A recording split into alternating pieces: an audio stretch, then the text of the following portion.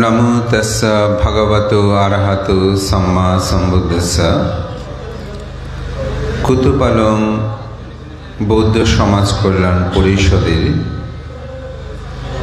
পঞ্চম বর্ষপূর্তি উদযাপন উপলক্ষে 2025 সালে এসএসসি এইচএসসি অনার্স ডিগ্রি কৃতকার্য শিক্ষার্থীদের কৃতি শিক্ষার্থী সম্মাননা, গুণীজন সংবর্ধনা ও বৌদ্ধ যুব সেমিনার 2025 উপলক্ষে আজকের আয়োজিত সবার পরমারাধ্য মাননীয় সভাপতি, বরেণ্য সাংঘিক ব্যক্তিত্ব, পরম শ্রদ্ধেয় সদ্ধর্ম শ্রী ভদন্ত কুশলায়ন মহাতের মহোদয়, আজকের অনুষ্ঠানের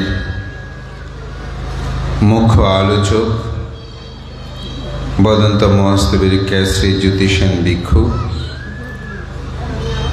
বিশেষ আলোচক বদন্ত সুমনপ্রিয় ভিক্ষু, বদন্ত তৃষ্ণানন্দ ভিক্ষু এবং আজকের উদ্বোধক, যার বক্তব্য শুনে আমার খুব ভালো লেগেছে, কখনো শোনার সৌভাগ্য হয়নি, আমাদের সমাজের তরুণ ভিক্ষু সংঘের একজন সম্ভাবনাময়ী ভিক্ষু ব্যক্তিত্ব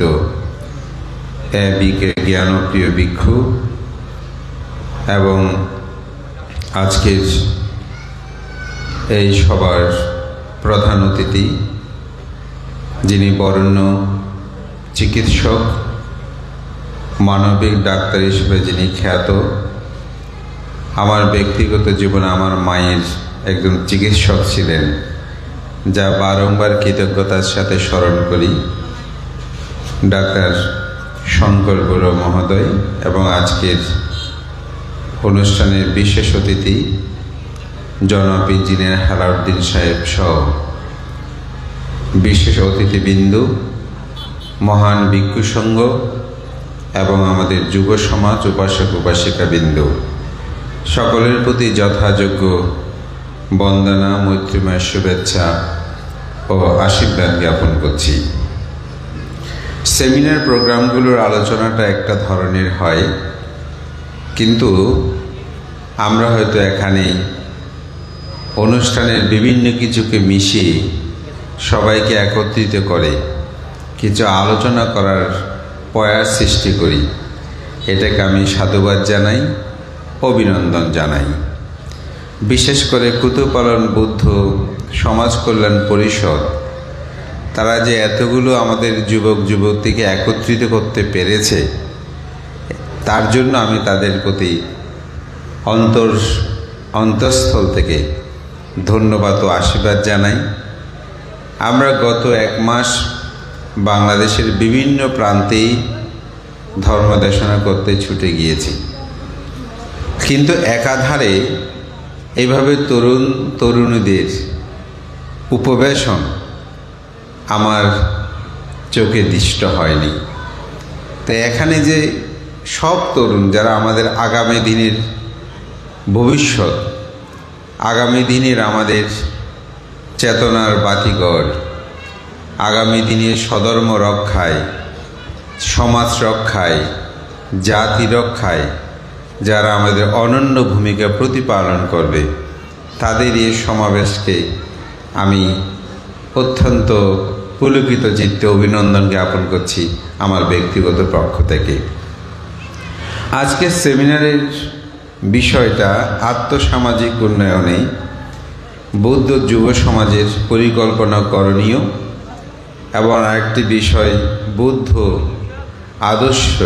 আদর্শে দৈনিক জীবন গঠনে যুবক যুবতীদের করণীয় কী।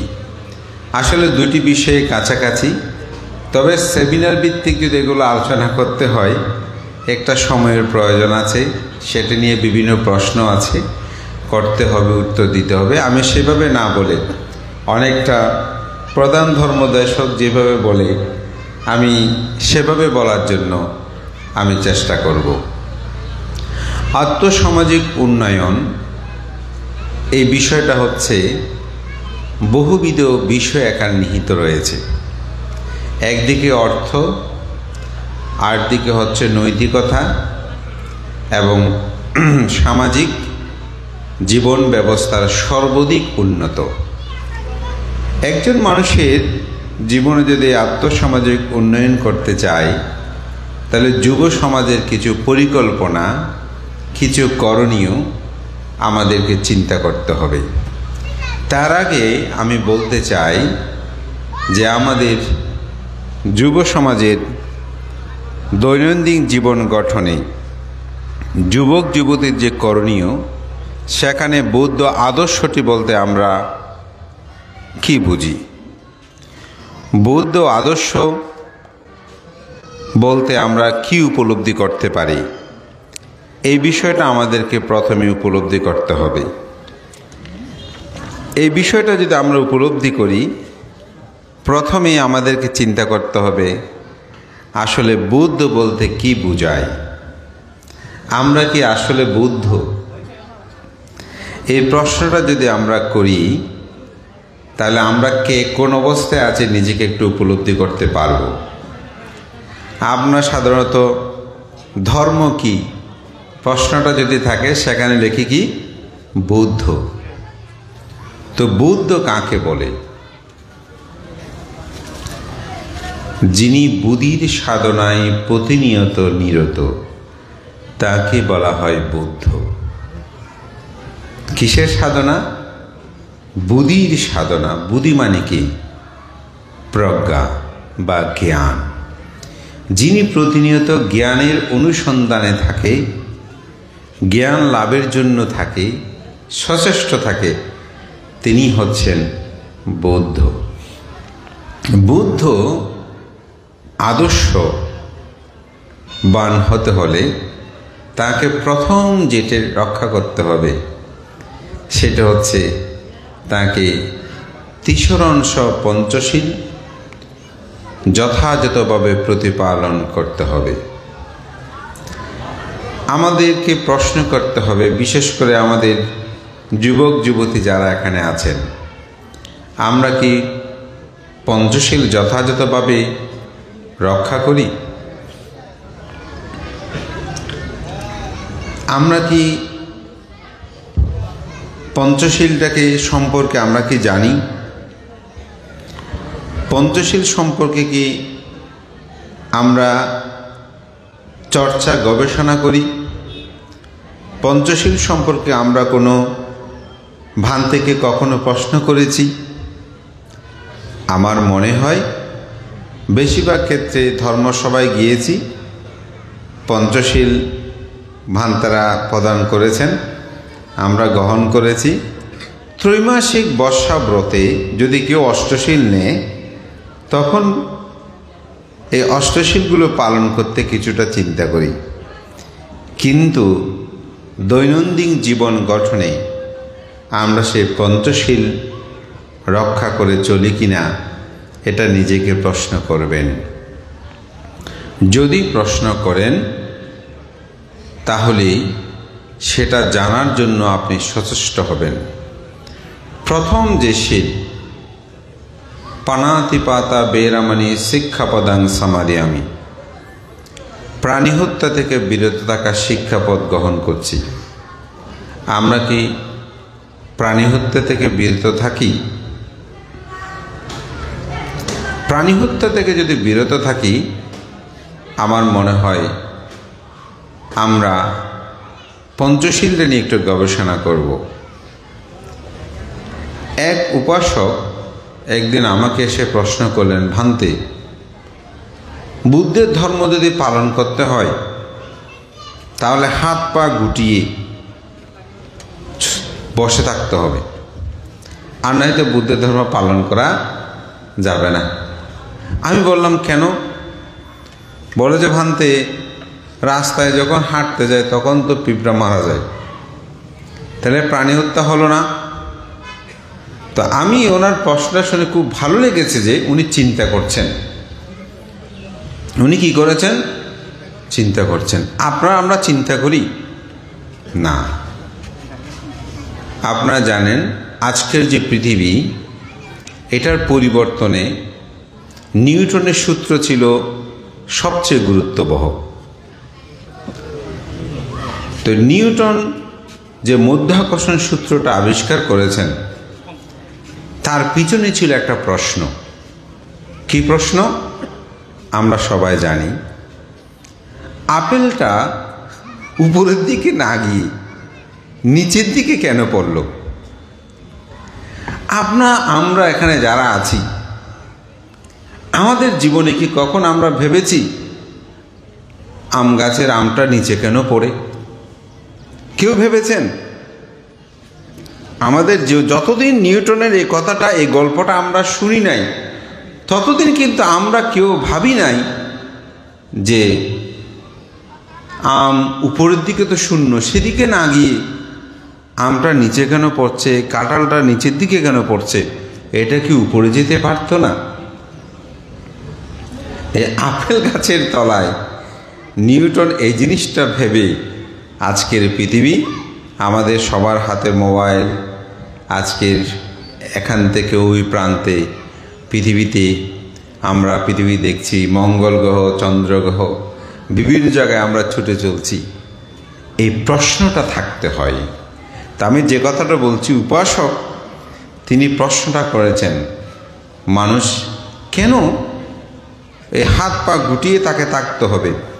যদি তিনি হাঁটতে চায় তাহলে প্রাণী হত্যা হবে। তো আমি যখন বললাম প্রাণী হত্যা এত সহজ নয়, প্রাণী হত্যার 5টি অঙ্গ আছে। প্রাণী বলে জানতে হবে, হত্যা করার চেতনা উৎপন্ন হতে হবে, হত্যা করার জন্য উদ্যত হতে হবে, হত্যা করতে হবে, হত্যা হয়েছে কিনা এটা জান।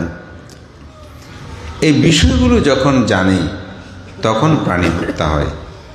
তাহলে আমাদেরকে যদি কেউ প্রশ্ন করে, ভান্তি বা আপনাদেরকে প্রশ্ন করে যে তোমরা তো প্রাণী হত্যা নিষেধ করো, কিন্তু বাজার থেকে কিভাবে ক্রয় করে খাও, ঠিক না? প্রশ্ন করে তো অনেকে আটকিয়ে যায়। যদি বলি বিক্রেতার সাথে আমার কোনো সম্পর্ক নাই, সুতরাং এটি কমার্সের ভাষায় অনেকগুলো এখানে বিষয় আছে, চলে আসে যুক্তিতর্ক হলে। তবে আমি সে আলোচনায় যাচ্ছি না। আমি এই জিনিসটা বুঝতে যাচ্ছি, একজন বৌদ্ধ আদর্শ যুবক যুবতী হতে হলে তাকে পঞ্চশীলটা প্রথমত গ্রহণ করতে হবে,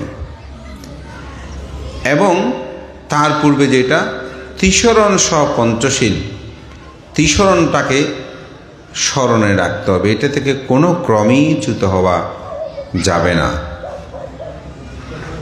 এইটা হচ্ছে বৌদ্ধ আদর্শের প্রথম ভিত্তি, যেটাকে চরিত্র গঠনের ক্ষেত্রে একটা অনন্য ভূমিকা এবং তার আর্থসামাজিকতার উন্নয়নে দুটো চর্চা থাকতে হবে। প্রথম হচ্ছে শরীরের চর্চা, পরিচর্যা, আরেকটা হচ্ছে মনের পরিচর্যা। শরীরের অর্থাৎ দেহের পরিচর্যা কি? এখানে ডাক্তারবাবু আছেন, আমরা সবাই এখন বিজ্ঞানবাদী, সেজন্য পৃথিবীর ধর্মগুলো এখন বলতে চায় আমাদের ধর্মটা বিজ্ঞান ভিত্তিক ধর্ম। মানে বিজ্ঞানটা এত গুরুত্বপূর্ণ হয়ে গেছে, ধর্মটাকে পালন করার জন্য আমরা বলছি কি অমুক ধর্ম বিজ্ঞানবাদী ধর্ম, অমুক কিছু বিজ্ঞানবাদী ধর্ম। কেন? বিজ্ঞানটাকে আমরা গ্রহণ করতে চাই। তো বিজ্ঞান আমাদেরকে কি বলে? আপনাকে 10টায় ঘুমাতে হবে, সকালে ভোরে 4টার দিকে উঠতে হবে। আমাদের তরুণ তরুণীরা বলেন তো 10টায় কেউ বিছানায় যান কিনা? যায় না।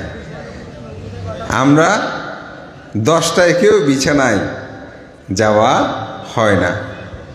সবাই লেখাপড়া করুক বা মোবাইল নিয়ে থাকুক, ঘুমাতে ঘুমাতে 12টা 1টাও হয়ে যায়।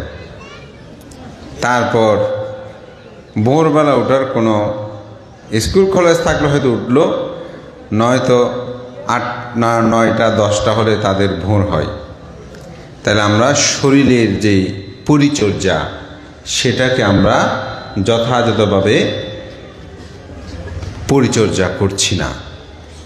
তরুণ সমাজের এটা কিন্তু একটা সবচেয়ে বড় ব্যাধি, যার কারণে এখন 25 বছর বয়সে হার্ট অ্যাটাক হচ্ছে, 40 বছর বয়সে হার্ট অ্যাটাক হচ্ছে, বিভিন্ন রোগ ব্যাধিতে আমরা আক্রান্ত হচ্ছি। বুদ্ধ আমাদেরকে কি শিক্ষা দিয়েছেন? যে 9টা 10টার মধ্যে ঘুমিয়ে পড়া, ভোরবেলায় 4টার সময় উঠে মনের পরিচর্যা করা। মনের পরিচর্যা কি? মনের পরিচর্যা ধ্যান করা। শরীরকে যেমন পরিষ্কার পরিচ্ছন্ন খাদ্য বিভিন্ন কিছু পরিচর্যা করি, মনেরও পরিচর্যা করাটা কিন্তু দরকার। তো মনের পরিচর্যা কি? মন কি করে? আমাদের শ্রদ্ধেয় ভান্ত অতি সম্প্রতি সে মনের পরিচর্যার জন্য একটা বুদ্ধ ধ্যান বই প্রকাশনা করেছেন। মনটাকে কিভাবে আপনি পরিচর্যা করবেন? তো মনের পরিচর্যা করতে হলে যে কেউ বলছে কায়ায় কায়ানুদর্শী, চিত্তে চিত্তানুদর্শী, ধর্মে ধর্মানুদর্শী, বেদনা বেদানুদর্শী, এই বিষয়গুলোকে পর্যালোচনা করা, ধ্যান শিক্ষা তাকে করতে হবে। যদি আপনি প্রতিদিন 1 ঘন্টা ধ্যান করেন, আপনি হঠাৎ সহজে যা ভুলে যান কখনো সেটা আপনি ভুলবেন না। স্মৃতির প্রখরতা বৃদ্ধি পাবে। আপনি যে কোনো কাজ ও কর্মে আপনার দৃঢ়তা বাড়বে। আপনি শিক্ষা বলেন, ব্যবসা বলেন, বাণিজ্য বলেন, যেখানে যান এই আত্ম উন্নতির ক্ষেত্রে এটি একটি প্রধান সহায়ক হিসাবে কাজ করবে।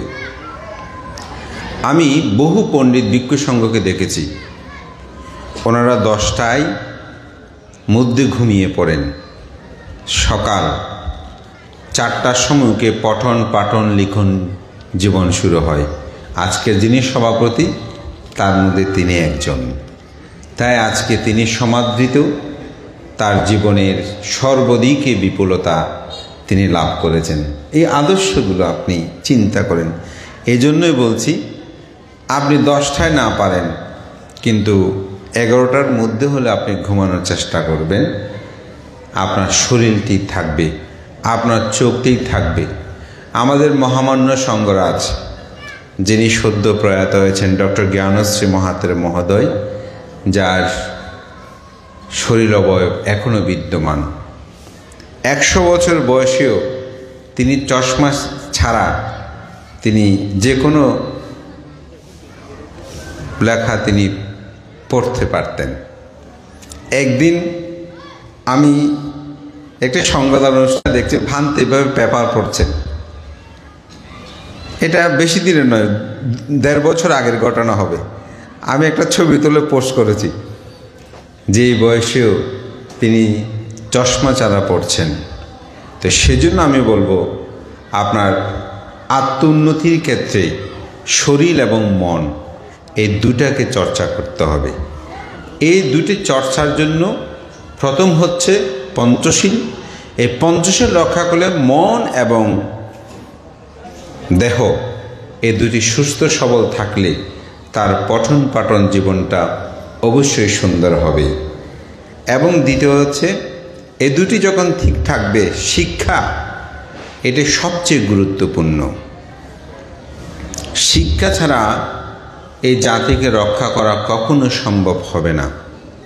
এই কথাটা আমাদেরকে মন প্রাণ দিয়ে বিশ্বাস করতে হবে এবং শিক্ষা অর্জনের জন্য আমাদের সবাইকে ধাপমান হতে হবে। এই অর্থ অঞ্চলে একসময় শিক্ষার জন্য একটা প্রতিযোগিতা হয়েছে, কিন্তু আমি বলবো 15 থেকে 20 বছর সময় আমরা সেই প্রতিযোগিতা অনেকটা ম্লান হয়েছে। এখন আমাদের মেধাবী ছাত্ররা প্রায় বিদেশে পাচার হয়ে গেছে বলা যায়। অর্ধেক লেখাপড়া, হয়তো কেউ মেট্রিক ইন্টার পাস করেছে, মেধাবী ছাত্র, তারাও সেখানে গিয়ে তাদের অর্থের জন্য যারা ডাক্তার হতে পারতেন, ইঞ্জিনিয়ার হতে পারতেন, তারা কিন্তু আজকে এখানে নেই। তাই আমি বলবো, অর্থ একটা জাতিকে রক্ষা করতে পারে না। একটা জাতিকে রক্ষা করতে হলে শিক্ষা হচ্ছে তার প্রধান চাবিকাঠি। এই শিক্ষা দিয়েই এই জাতিকে রক্ষা করা সম্ভব। তাই অর্থের প্রতি দৌড়বেন না, বেশি অর্থ দিয়ে পৃথিবীতে কিছু হয় না। আপনি দেখেন পৃথিবীর সুখী কয়েকটা দেশের তালিকায় ভুটানের নাম আছে। আপনারা এখানে গুগলে চার্জ করলে দেখবেন। কিন্তু আপনারা তো জানেন উপমহাদেশে দরিদ্র, অর্থনৈতিকভাবে দরিদ্র দেশের তালিকায় অন্যতম হচ্ছে ভুটান। কিন্তু সুখী উপমহাদেশে সবচেয়ে সুখী, আমি ওয়ার্ল্ডে বলবো না, উপমহাদেশ সবচেয়ে সুখী 1 নম্বরের তালিকা হচ্ছে ভুটান। কেমন করে? ভুটানে যদি আপনি এখনও রাস্তায় একটা মানিব্যাগ ফেলে যান, খুঁজে আপনাকে দেবে। অথচ অর্থনৈতিক অবস্থা তাদের ভালো নয়, অর্থাৎ নৈতিকতার দিক থেকে তারা সুদৃঢ় করেছে। আজকে শ্রীলঙ্কা শিক্ষার দিকে উন্নত বলে আপনি রাস্তাঘাটগুলো গিয়ে দেখেন, মনে হবে আপনি কোনো ইউরোপে এসেছেন। অথচ আমার অর্থের কিছুদিন আগে তারা দেউলিয়া হয়েছে। আমি দেউলিয়া হওয়ার পরেই গেছি এই 2025-এ, দেখলাম যে তাদের রাস্তাঘাট, কথাবার্তা, চলাফেরা কত সুন্দর, বিনয়ী। কেন? শিক্ষায় তারা উন্নত। তাই এই যুব সমাজের আত্ম উন্নয়নে, আমি বলবো সামাজিক উন্নয়নে, নৈতিক উন্নয়নে আমাদেরকে শিক্ষার প্রতি গুরুত্ব প্রদান করতে হবে। এরপরে বলবো সমাজ সেবা। আমাদেরকে সামাজিক দায়বদ্ধতা যেগুলো আছে এ বিষয়ে আমাদেরকে গুরুত্ব দিতে হবে। সমাজ, একজন মানুষ অসুস্থ, তাকে গিয়ে সেবা দিতে হবে। আমি নিউজিল্যান্ডে একটা কলেজ পরিদর্শনে গিয়েছিলাম, মানে কলেজটা দেখার জন্য। সম্ভবত নিউজিল্যান্ড ইউনিভার্সিটি হবে, ওখানে 2টা ইউনিভার্সিটি, একটা পাশে একটা ইউনিভার্সিটি আছে। একজন অন্ধ ব্যক্তি রাস্তা পার হওয়ার জন্য ওই যে হাতে যে স্টিক থাকে সেটা নিয়ে সেরকম করছে। দেখি ওই পার থেকে একজন শিক্ষার্থী, সে কলেজের স্টুডেন্ট হবে, সেই সিঙ্গেল পড়ার সাথে সাথে দ্রুত এসে পার হয়ে, আমি ভাবছিলাম জীবনে এত সিঙ্গেল পড়ার পরে এত দ্রুত রাস্তা পার হচ্ছে কেন। ভেবেছি তিনি এই পারে চলে আসবেন রাস্তার, কিন্তু না, তিনি দূরে এসে যিনি পার হবেন তাকে ধরে তিনি ও পারে দিয়ে আবার তিনি চলে আসলেন। এই যে আমরা শুধু টাকা দিয়ে সেবা করব না, একটা মানুষ পড়ে আছে তাকে, আজকালকার সময়ে দেখেন তারা অ্যাক্সিডেন্ট করে পড়ে থাকলে মানুষ যেতে চায় না। তা আমি মনে করি আমাদেরকে সেবামূলক চেতনা থাকতে হবে। একজন মানুষ অসুস্থ হয়েছে, একজনের পক্ষে অনেক টাকা হয়তো প্রয়োজন, 5 লাখ টাকা প্রয়োজন, 2 লাখ টাকা প্রয়োজন, বা 50,000 টাকা প্রয়োজন। এই 50,000 টাকা একজন মানুষের দেওয়াটা কঠিন। আমরা যদি সামাজিকভাবে উন্নত চিন্তা হই, সেবামূলক চেতনা থাকে, আমি মনে করি আমরা সবার কাছ থেকে 20 টাকা 100 টাকা করে নিলেও 50,000 টাকা কোনো ব্যাপার নয়। তো আমাদের যুব সমাজরা এখন সেগুলো করছেন। আমি আমার একটা কথা বলি, অতি সম্প্রতি সময়ে যেটা কঠিন চিবর দানে,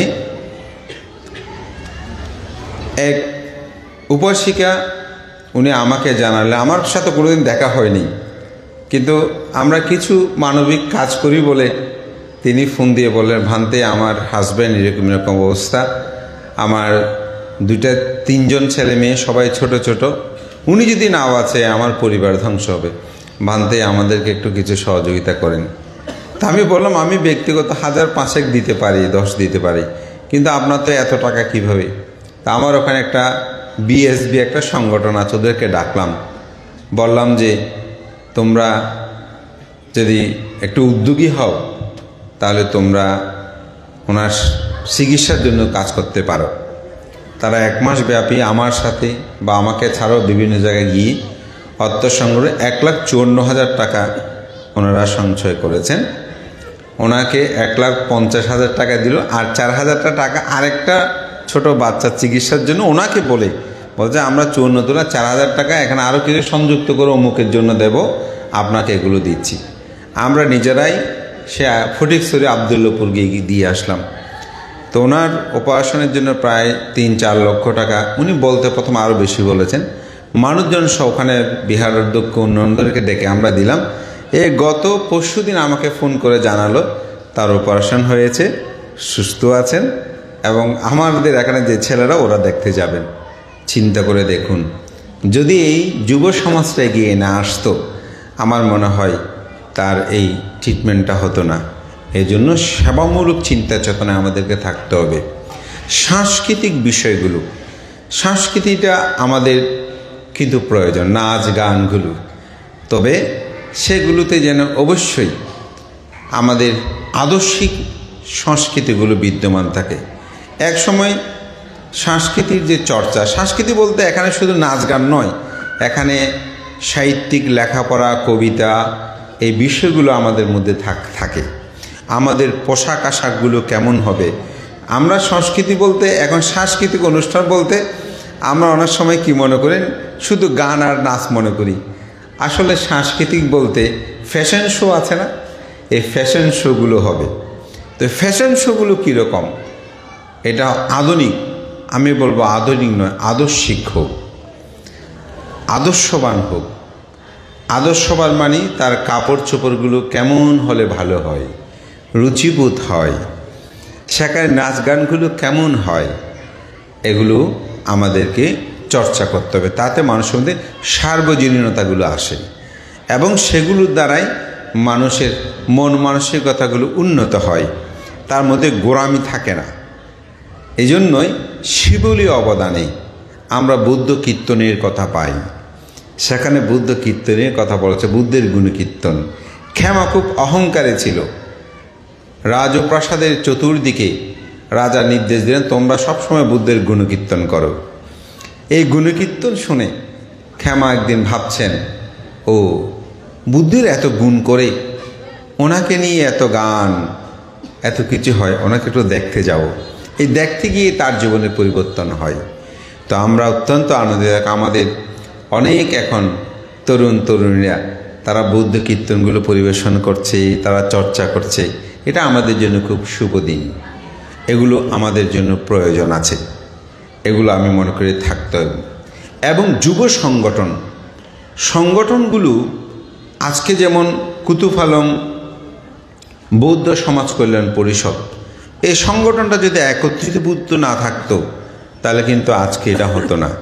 সুতরাং আমি মনে করি এটার যথার্থ প্রয়োজনীয়তা আছে, এটা আমাদের জন্য প্রয়োজন। ডিজিটাল প্রচার প্রসার, এটাকে আরও শক্তিশালী করা। তো আমার খুব ভালো লাগছে যে আজকে আমাদের ত্রিরত্ন নিউজ এবং বুদ্ধিস্ট টেম্পল টিভি, যারা শিক্ষক আমাদের রিমন বড়ুয়া, মিশু এবং পিয়াস বড়ুয়া বাপ্পা, তারা প্রচার প্রসার এটা কাজ করছে। আমাদের ভিক্ষু সংঘের একটা কথা, যেমন আমাদের সাক্ষ্যমণি টিভি থেকেও এটা প্রচার করছে, আমাদের শ্রদ্ধানিধি ভিক্ষু কাজ করছেন। এগুলো কিন্তু আমাদের দরকার। আমি নিজে ব্যক্তিগতভাবে খুব অবাক হয়েছি, যেটা সত্যি। এবার আমি যেখানেই কঠিন চিবদানে গিয়েছি, অনেক উপাসক, অনেক উপাসিকা এসে বলে যে, ভান্তে আপনার দেশনা শুনতে শুনতে ঘুমাই, আপনার দেশনা শ্রবণ করি, আমাদের খুব ভালো লাগে। সোশ্যাল মিডিয়ায় এগুলো প্রচার প্রসারে আমি মনে করি আমাদের প্রজন্ম, তো সেটার জন্য আমাদের তরুণ সমাজের কাজটা বেশি। কারণ আপনারা যেরকমভাবে এগুলোকে বিভিন্ন ছবি টবি সম্বলিত দিয়ে একটু আকর্ষণীয় যেভাবে করতে পারেন, আমরা সেগুলো অনেকেই পারে না। তো আমি মনে করি আমাদের তরুণ সমাজ যারা আছেন, যুব সমাজ, স্বধর্ম প্রচারে নিজেদের নীতি নৈতিকতার ক্ষেত্রে এগুলোতে যেন আমরা আগ্রহশীল হই, এগুলো যেন প্রচার প্রসার হই। তবে অত্যন্ত দুঃখের বিষয়, বর্তমানে আমাদের অনেক, বিশেষ করে মহিলারা, ওনারা সোশ্যাল মিডিয়ায় অর্থ সংগ্রহ অথবা বিভিন্ন কিছু গিয়ে তাদের নিজেদের কথাবার্তাগুলো এত অসংযত হয়ে পড়ে, যেগুলো আমি মনে করি সমাজের জন্য সুন্দর নয়। এদিক দিয়ে আমাদেরকে একটু সচেতন হতে হবে এবং আমাদের তরুণ সমাজে যারা আছে তাদেরকে আমরা বলবো, আমরা যেন একে অপরের মধ্যে গালিমন্দ না করি, অপরকে তুচ্ছ তাচ্ছল্য না করি এবং আমাদের কথাবার্তাগুলো যেন সুন্দর হয়, এদিকে একটু দৃষ্টি দেওয়া কিন্তু দরকার। এবং একজন একজনকে আমরা আঘাত করি, একজন একজনকে নিন্দা করি, এবং এগুলো দেখে সাধারণত মানুষ, আমাদের প্রজন্মরা, এটা স্বাভাবিক, এটা প্রতি বিরূপতা লক্ষ্য করা যায়। আমি সেদিন একটা বিষয় বলছিলাম যে একটা ছেলে সেই ক্লাস 3-তে পড়ে, তার শিক্ষক তাকে বলছে যে তুমি একটা রচনা লিখো যে আমার মা। সে বলছে আমি মাকে নিয়ে কোনো রচনা লিখব না। বলছে কেন? বলছে আমার মা আমার পিসি, আমার দাদু, আমার ঠাকুমা ওনাদেরকে দেখতে পারে না, সারাক্ষণ মোবাইল নিয়ে থাকে, আমাকে দেখে না, আমি আমার মাকে পছন্দ করি না। দেখেন, এটা ক্লাস 3-তে পড়ে, তার মা অপছন্দের বিষয়গুলো কোথায়? এজন্য আমি মনে করি মোবাইল, এই বিষয়গুলো আমাদেরকে চিন্তা করতে হবে।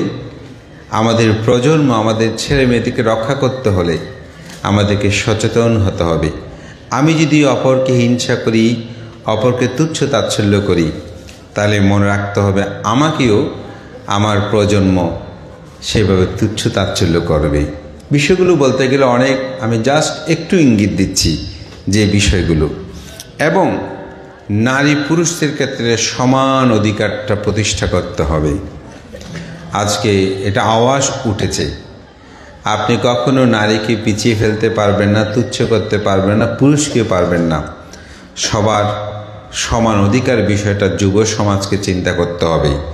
সেক্ষেত্রে কুতুপালং বুদ্ধ সমাজ কল্যাণ পরিষদে এখানে এই কমিটিতে কয়জন নারী আছে আমি জানি না, তবে আগামীবার যদি নির্বাচন হয় আমি মনে করি সমানে সমান যেন হয়, তাদেরকে যেন আমরা এগিয়ে নিয়ে আসি। তাদের নেতৃত্ব আমাদেরকে প্রতিষ্ঠা করতে হবে, কারণ একটি সমাজকে পিছিয়ে দিয়ে একটি সমাজ কখনো জাগ্রত হতে পারে না, অগ্রসর হতে পারে না। সেই ক্ষেত্রে সে বিষয়গুলো থাকতে হবে। সামাজিক বিভিন্ন সমস্যা, পরিবেশ সংরক্ষণ, এগুলো কিন্তু যুবকদের কাজ। রাস্তার দুপাশে আমরা বৃক্ষরোপণ করতে পারি। আমরা সামাজিক, বিশেষ করে মাদক দ্রব্য, এগুলো কেউ যদি সেবন করে তাকে গিয়ে মারবো কাটবো তা না, আমরা খাবো না, আমরা পান করব না। এই কুতুপালং বুদ্ধ যুব কল্যাণ পরিষদে যারা আছে অন্তপক্ষে তারা যদি শপথ করে আমরা কখনো সিগারেট পান করতে পারবো না, নেশাদ্রব্য সেবন করব না, আমরা এই শপথেই এখানে থাকব, দেখবেন 8 মাস থেকে আরও বাড়বে।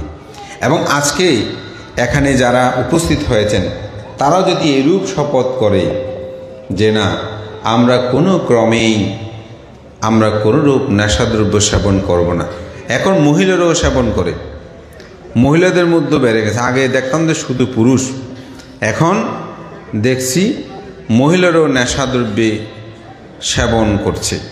তো তাদেরকেও কিন্তু কী হতে হবে, সচেতন হতে হবে, এই বিষয়গুলো তাদেরকে উপলব্ধি করতে হবে। এবং আমি মনে করি এই সামাজিক সমস্যার, এখন বাল্যবিবাহটা অনেক কমে গেছে, এটা একটা আন্দোলন হয়েছে, এখন কমতে শুরু করেছে। তবে আমাদেরকে নারীর নিরাপত্তা বিধানটা করতে হবে। এখনও আমাদের সমাজে নারীদের নিরাপত্তার হুমকির সম্মুখীন, তারা এখনও নিরাপদ নয়। তা আমি সব বিষয় যদি আলোচনা করতে যাই একটু বিস্তারিতভাবে সময়ের প্রয়োজন, যেহেতু এখানে আজকে অনেকগুলো অনুষ্ঠান আছে। আমার সর্বশেষ যে পয়েন্টটা থাকবে সেটা হচ্ছে আমরা যেন ধর্মান্তরিত না হই। আমাদের দুর্লভ মানব জীবন বহুকাল থেকে শুরু হয়েছে, কখন শুরু হয়েছে জানি না, কিন্তু এই জন্ম যে আমরা লাভ করি